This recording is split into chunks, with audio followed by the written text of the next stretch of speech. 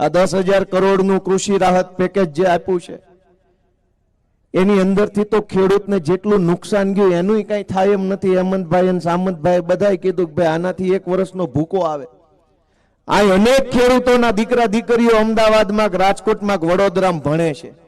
એની fee ભરવાના પૈસા ક્યાં? આ રાહત પેકેજ થી ફી ભરાઈ જાહે? ઘણાના ઘરમાં માંદગીનો ખાટલો છે, દવાખાનાનું બિલ આવી ચડ્યું છે, ક્યાં કરશું?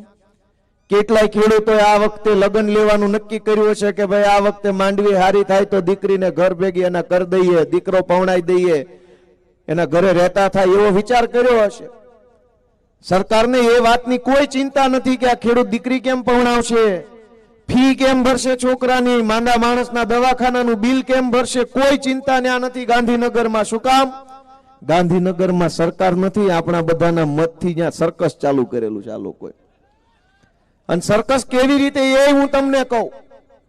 પ્રાથમિક શાળામાં ઓલી સંગીત ખુરશીની રમત આવે, એમાં એક જણો ખૂણામાં ઉભો ઉભો duck duck duck duck duck duck duck વગાડે એટલે ઓલી ખુરશી ફરતા ફરતા બધા ફરે.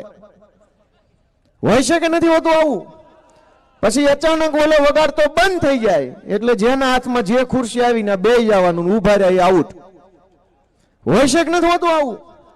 ગુજરાતમાં છેલ્લા 10 વર્ષથી આવું હાલે છે. દિલ્હીમાંથી ખંજરી ખખડાવે, ડગ ડગ ડગ ડગ ડગ, મંત્રી બધા ગોળ ગોળ ફરે, કોકના હાથમાં આવીને કોકના હાથમાંથી ગઈ.